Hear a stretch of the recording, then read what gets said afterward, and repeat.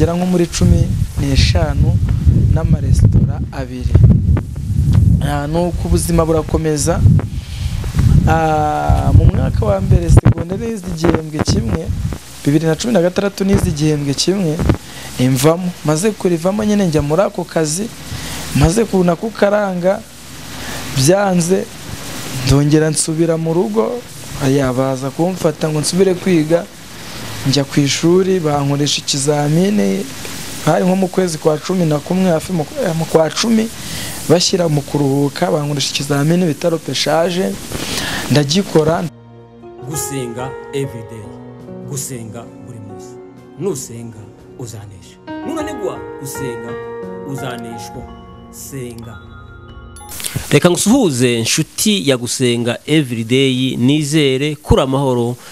Twakiriye abantu bari mu Rwanda, mu Burundi, mu biyaga bigari mumva ikirundi n'ikinyarwanda n'ikinyamurenge. Tubakira kuri channel ya Gusenga Everyday, ni gusenga buri munsi. Nusenga uzanesha, nunanigwa no gusenga uzanesha. Nkuko mu bisanzwe muri kumwe nanje Manakiza Edouard. Twakira abantu muri Amerika, tubabwira ngo Imana ibahe umugisha kuba mwarahisemwo gusenga everyday. Abantu muri wese tubabwira ngo Imana ibahe umugisha kuba mwarahisemwo gusenga everyday. Abantu muri Aziya tubabwira ngo Imana ibahe umugisha kuko mudukurikirana ku manwa na nijoro.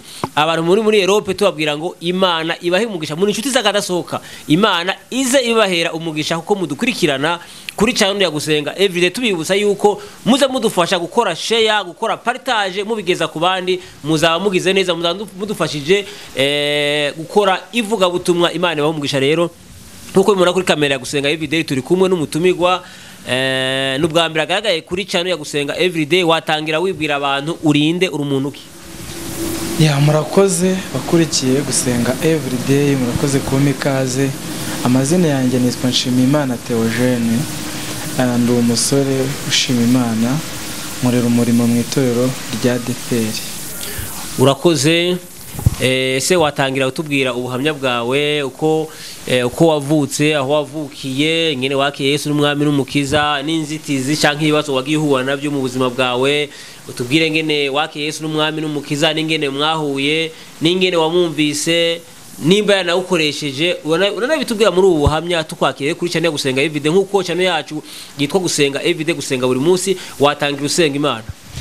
Mwami Yesu, ndagushimiye kuri Imana ishoboye byose, ndagushimiye ko wabanye natwe mu izina ryawe Yesu Kristo, wabanye natwe ubara n'abadukurikiye, nuhabwa icyo kuri Imana ishoboye byose.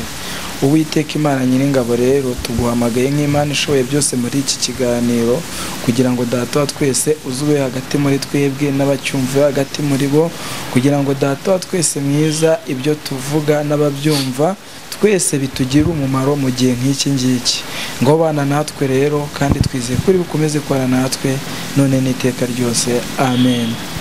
Yego, murakoze. Nkuko natangiye mbibwira amazina n'ubundi sindi buyasubiremo, ariko mbere na mbere dushimiye Imana ko ibyo yavuganye natwe n'ibyo izakora n'ibyo izadukoresha kiri kubishoboza. Ntago ari ku bwacu, ahubwo ni ku bwayo, ni ku bushake bwayo. Nkuko watangiye ubimbaza rero, njye nshimiye Imana Theogene, navukiye mu ntara y'Iburengerazuba mu karere ka Ngororero. Nabakiriye Yesu nk'umukiza wanjye 2015 ku itariki 22 z'ukwezi kwa 12 2015. Maze kwakira Yesu nk'umukiza wanjye, maze ukiri ngaho utarakira Yesu n'umwami n'umukiza, watubwira ubuzima bwawe mbere yuko wakira Yesu n'umwami n'umukiza bwawe bwari umeze iki? Ni iki cyatumye wakira Yesu n'umwami n'umukiza? Yego, murakoze. Ikintu cyatumye nakira Yesu nk'umwami n'umukiza wanjye, muri njyewe nkumva ndabikunze cyane. Navutse ku mubyeyi w'umupapa n'umumama. Papa yari afite undi mugore mukuru, aza gusiga ateye inda mu mwaka wa 2000, aza kugenda ntaravuka. Ubwo rero muri uwo mwaka wa 2000 inda mama yari atwite iza kugira igihe cyo kuvuka. Maze kuvuka, mama hano yabaga arahava. Amaze kuhava, nahise kuko nari naravutse, yahise kumwe abantu ba kera wenda baba babyibuka, sinzi ko iyo umubyeyi cyangwa se iyo umukobwa aramutse ashatse umugabo akaba igihe cyo kuruha, biba ngombwa ko yisubirira mu miryango avukamo. Mama rero nawe yaje kwigira kwa mukecuru we umubyara, amaze kuhagera aza kuhansiga mfite nk'umwaka umwe. Amaze kuhansiga, uwo mukecuru yaransigiye, yarasengaga mu by'ukuri, yari umurokore. Ubwo rero akajya ameka akanjyana muri Nibature mu gitondo, tukajyana gusenga, dukomeza kubana. Ari umukecuru usenga, mama we yarantaye, yaransize na data ntamuzi. Ubwo mukecuru turabana, anshyira mu ishuri ndiga, nanjye ndakomeza tujyana gusenga, nanjye ndakomeza ndasenga, nkomeza kurushaho kumva nanjye kunyoterwa iby'Imana. Njya mu muhamagaro wo kuririmba muri korali y'abana, ibyo ndabirenga, niko kwinjira mu kubatizwa, njya muri korali nkuru y'urubyiruko. Muri korali nkuru y'urubyiruko rero, ubwo ndimo ndi kuwo mukecuru nakomeje kuhaba, aza kumbwira, arambwira ati igihe nakurereye kirahagije. Ubwo nari ngeze mu mwaka wa 6 primaire, maze gukora ikizamini cya leta. Umukecuru arambwira ati igihe nakurereye kirahagije, urumva muri ubwo buzima sinari nzi ababyeyi, data sinari muzi, mama nawe yaransize ndi umwana ndagahinja, nta muntu nari nzi. Ariko aba bantu bakavuga ati papa wawe abaho, mama wawe abaho. Nuko ndakura, maze kwigira hejuru. Ubwo hari 2015 ndabatizwa. Maze kubatizwa mbaho ngaho, Imana ikajya ivugana nanjye, ikambwira ati nzagukoresha, nzakugirira neza, nzakwambika, nzabana nawe. Ariko ngewe simenye uburyo, simenye ubutabazi bw'Imana, simenye inzira z'Imana, simenye naho bizaca. Ariko dushimiye Imana ko itajya ibura inzira. Ndagira nkubwire ni ukuri, wowe ukurikiye iki kiganiro cyangwa se wowe uzanyumva, inzira z'Imana ntabwo zijya zibura aho zica. Imana iracyafite inzira za vierge, inzira zitaranyurwamo. Imana ishimwe. Maze gukura, maze kugera mu mwaka wa mbere segonderi, nize igihembwe kimwe biranga, kubera ko ubuzima bwe butangiye kwanga, naho kuba mfite bimaze kwanga, ishuri nkarivamo, nkikorera akazi ko mu rugo mu buzima busanzwe. Njye uri kureba nakoze mu ngo zigera nko muri 15 n'amaresitora 2. Nuko ubuzima burakomeza. Mu mwaka wa mbere segonderi nize igihembwe kimwe, 2016 nize igihembwe kimwe, imvamo. Maze kurivamo nyine njya muri ako kazi, maze kubona kukaranga byanze, ndongera nsubira mu rugo. Baza kumfata ngo nsubire kwiga. Njya ku ishuri, bankoresha ikizamini, hari nko mu kwezi kwa 11, hafi mu kwa 10 bashyira mu kuruhuka, bankoresha ikizamini bita repeshage, ndagikora, ndagitsinda, bahita banyimura mu wa 2 segonderi. Mu wa 2 segonderi ndiga biranga. Bimaze kwanga, umukecuru twabanaga arambwira ati rwose igihe nakurereye kirahagije. Ikindi twarasengaga, hari ibintu Imana yajyaga imvuga, kamara ati si ubu bizasohora, ati ntabwo bizaba, ni ibipindi, ibintu nk'ibyo. Mbese nyine akanca intege. Ariko dushimiye Imana ko Imana, umuntu uri mu mugambi w'Imana baramuta ariko ntagataka. Umuntu uri mu mugambi w'Imana baramuta ariko ntatakara. Ni ukuri Imana iri mu gihugu cyo mu ijuru yabanye nanjye, nataka Imana irantarura, nabuze Imana irangarura, inshira mu buntu bwayo. Imana ndayishimiye. Nkomeza kuba muri ubwo buzima. Maze kubona byanze, mu wa 2 biranga byanze, ishuri ndarireka. Ndangije mbwira Imana, yibwira ndumva rero Mana, nta mubyeyi ngira, numva ko babaho, ariko byibura uzampuze nabo mbashe kubamenya. Ikindi cya kabiri, uzangirire neza kandi uzabane nanjye. Imana irakomeza ibana nanjye muri ubwo buzima bwose nagiye ncamo. Imaze gukomeza kubana nanjye, navuye iwacu 2017 nkorera za Gitarama 2018 njya mu ntara y'Iburasirazuba 2019 njya muri Nyagatare 2020 njya Kampala Uganda ndi Uganda ndi mu Rwanda naracuruzaga nikorera ariko mu by'ukuri hari ikintu gikomeye ntari navuga ariko cyari gikomeye ubundi mu buzima bwanjye nje nkunda abantu ariko mu gukunda abantu baramemukira ndaho ndiba Banyagatare ndibuka igihe kimwe nari ndi Rwamagana nkajya ndara ubutayu nsenga mpamagara Imana ngo ndebeke Imana yangirira neza nyinginga ndabwira Imana ni Imana wazamfashije byibura ukwezi kwa 11 n'ukwa 12 kwe babigoye nkazabona igare Mana ndabyibutse igihe kimwe ndara mu mazi muri muhazi ndaramo nsenga mbwira Imana ngo byibura Mana uzangirire neza wenda binagaragara kuko nasabye Imana igare iza kuri njya Nyagatare ndacuruza biremera ngera ku rwego ku munsi nakoreraga n'ibihumbi 20 by'inyungu nta gishoro kirimo igishoro kiri ukwacyo ndibuka igihe kimwe nyine ko papa ko yari afite umugore mukuru naye babwiye hari umwana w'umurerezi yari afite umukobwa twari twarize ku kigo kimwe noneho aza kujya Kampala ndi umwana namuzi maze kumwumva yuko yagiye Kampala nshakisha ukuntu amuhamagara arangije turavugana aza kumbwira ko azaza mu Rwanda arantwara amaze aje arantwara arambwira ngo ngurisha rya gare n'amafaranga nari mfite arayanyambura tugeze Kampala arambwira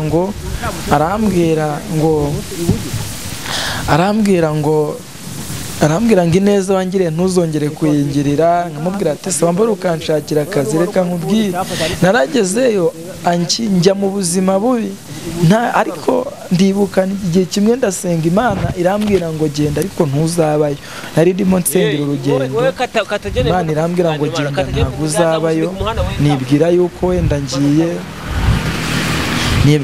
wenda ngiye wenda gukorera amafaranga nzabona amafaranga ubundi nkiberaho mu buzima bwiza ariko nshuti yanjye nibwo nari ntangiye ishuri ryo kwiga ku bantu kuko 2019 mu kwezi kwa mbere Imana yigeze imbwira ko igiye kunyigisha ku bantu hari mu kwezi kwa kabiri niba atari ukwa gatatu Imana irambwira ngo nje kwigisha kandi kuko nabibonye ndibuka byahanuwe n'umumama witwa Mama Mbabazi hano i Kigali yabaga ahantu biti batsinda ubu ngo asigaye ari mu za Kimisagara n'Imana yabicishemo Imana iramubwira ngo nambire ko igiye kunyigisha ku bantu umunsi ntangira ishuri ryo kwiga ku bantu inzira y'urugendo rwanjye nyimara kuvayo 2020 naraje ngeze Rwamagana ndasenga reka nkubwire najyaga mu butayo mu gitondo n'umugoroba ndi gusenga Imana ngo ndebe ko yangirira neza Imana ibana nanjye muri ubwo buzima muri ubwo butayu Imana ingirira neza koko mbubamo ariko ndakomeza ndasenga Imana irambwira ngo nzagukoresha nshimiye Imana rero ko uyu munsi itangiye kunkoresha mu buzima bwa hato na hato Imana iri kugenda inkoresha kandi koko nanjye nkabibona ko iri kunkoresha Imana irambwira ati kandi nzakumenyekanisha nshuti yanjye mwene data unkurikiye Imana icyo yakubwiye hawo guma mu mugambi wayo uhamemo neza kandi wizere kandi uniringire ugume mu mugambi wayo iyi Imana ibyivuga irabisohoza iyi Imana nago igibeshya nshimiye Imana ko yambwiye izatangira kunkoresha nubwo yabanje kancisha muri ubwo buzima nkabanza nkabucamo ariko nshimiye Imana ko uyu munsi itangiye kunkoresha kandi no kumenyekanisha iri kumenyekanisha Imana yagiye imuza n'abantu yamuje n'umumama uri muri Amerika Mama Gloria imuza na Yvonne uri muri Kenya imuza na Kim muri Uganda imuza na Papa Naome uri Kampala imuza na Rosa uri muri Kenya imuza na Mutoni uri muri Kenya kandi nukuri ibyo byose ni ubushake bw'Imana. Ntabwo ngiye nari nzi ko nshobora kuvugana n'umuntu uri hanze y'igihugu cyacu cy'u Rwanda, cyangwa se ko navugana n'umuntu uri muri Amerika. Hari undi mukobwa yitwa Pasi nawe uri muri Amerika, nawe tujya tuvugana. Ibyo byose icyo mbivugiye ni ukuvuga ngo icyo Imana yakubwiye ko izagikora izagikora. Nshuti yanjye mwene data, rero Imana itangira kunkoresha. Ndibuka igihe kimwe mperutse kujya gusenga, Imana irambwira ngo isize ibintu bibiri mu kiganza cyawe, cyasa muri ngewe inshizemo ibintu bibiri, ko ngomba gusengera abarwayi, abantu batwite. Ngomba gusengera abantu batwite bakabyara neza. Irongera irambwira ngo kandi isize ikindi kintu muri ngewe, ko ngomba gusengera abantu babuze urubyaro bakarubona. Ibyo ni ibintu bikomeye cyane Imana ibivuze kugira ngo igukoreshe kandi kugira ngo ikumenyekanishe. Nshimiye Imana ko ndibuka igihe kimwe umumama witwa Mutoni, ubu nibwo yabaye umumama, yari umukobwa, arampamagara nimero yanjye yayihawe n'undi muntu, ati nsengera rwose, nsengera ndashaka kujya kubyara ariko sinzi ukuntu bimeze, ndabona hari ibintu bidasobanutse, ariko nshimiye Imana ko byasobanutse kandi ko yabyaye neza. Imana yamuhaye umwana w'umukobwa, ni ukuri iryo ni ishimwe rikomeye. Na Roza nawe nuko, nawe arambwira ati nsengera ndashaka kujya kubyara. Nshimiye Imana ko nawe yabyaye, kandi ni ukuri Imana yagize neza, nikomeze guhabwa icyubahiro. Kandi na n'uyu munsi Imana iracyadukoresha, abarwayi barakira, kandi ni ubuntu bw'Imana, ni ubushake bw'Imana, ntabwo ari twe tubikora, ahubwo ni imbabazi zayo. Rero nawe ukurikiye Gusenga Everyday, ndakubwira ngo ndagushishikariza gukomeza kujya wumva ubutumwa bwiza, kandi ukarushaho kwambara imbaraga no gusenga Imana, kuko Imana ibyo yakubwiye izabikora, ibyo yasezeranye nawe izabikora. Ahubwo icyo usabwa ni iki? Guma mu murongo Imana igushakamo, ugume mu nzira Imana ishaka, kandi uhagarare ukomere. Imana ishimwe. Ndibuka igihe kimwe nasomye ijambo inambwira ngo yewe Kuro nzakujya imbere, yewe Yakobo nzakujya imbere, ahataringaniye nzaharinganiza.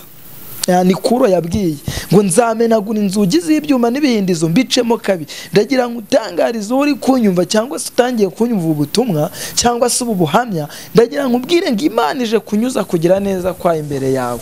Ahubwo wowe were kwita ku gihe umaze n'igihe uhagazemo, ahubwo ita ku cyo wavuganye n'Imana, ahubwo ita ku cyo mwavuganye. Imana ishimwe. Aho kwita ku gihe umaze, ahubwo ita ku gihe gisigaye, kuko igihe gisigaye cyangwa igihe Imana gusigarijemo nicyo Imana igiye gukoramo imirimo n'ibitangaza, nicyo Imana igiye kugukoresha, kandi nicyo Imana igiye gukorera ibintu byose yavuganye nayo atavuzemo na kimwe. Ndumva ijwi ry'Imana rimbwira ngo ubwire ngo komera kandi ushikame, were gutinya, kuko ari Uwiteka Imana yavuganye nawe. Nta jambo na rimwe Imana itazasohoza ku buzima bwawe, ahubwo ndakwifuriza gukomera. Imana y'amahoro itugirire neza, kandi Imana y'amahoro iduhane umugisha mu izina rya Yesu. Tugiye gusenga Imana, nawe ubyizeye ko Imana igiye kugukorera ibyo yavuganye nawe.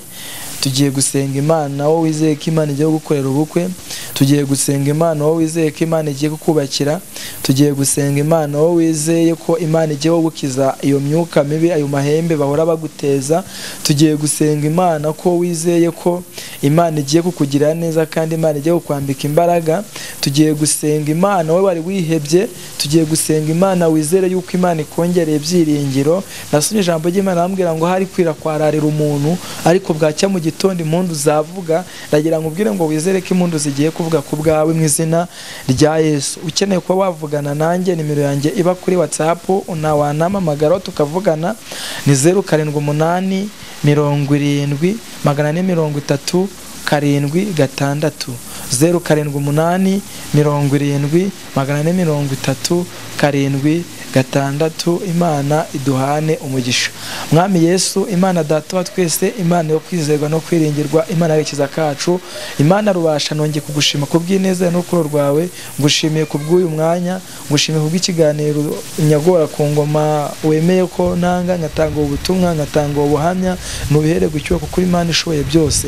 Ngaho rero data wa twese rero, nsengeye ababyeyi batwite ngo bahe kubyara, nsengeye abakeneye gutwita ngo bahe gutwita, nsengeye abarwaye izi ndwara zitandukanye, indwara z'imyuka mibi, indwara z'amayobera, indwara zitandukanye zose ndazisengeye mu izina rya Yesu. Ntabwo nibagiwe n'abarengana kugira ngo barenganure, kandi data wa twese nibagiwe n'igihugu cyacu cy'u Rwanda kugira ngo ukomeze ucyuzuyemo amahoro n'umutekano kuko uri Imana ishoboye byose. Ndakwinginze rero data wa twese kugira ngo marayika wawe n'uburinzi bwawe na protection yawe biganze abantu bawe ndetse n'abaritari muri iki gihugu cyacu cy'u Rwanda, nabo bose mbasize mu biganza byawe kugira ngo babere umujyanama kandi ubabere byose nk'aho ufite nk'umurengezi. Urakoze kubikoze, niko tubisabye twizeye mu izina ryawe Yesu. Urakoze, amen. Imana y'amahoro ikomeze kubana namwe, kandi Imana y'amahoro ikomeze kubishimira, Imana y'amahoro ikomeze kuduhana umugisha. Amen, amen, amen. Bye bye.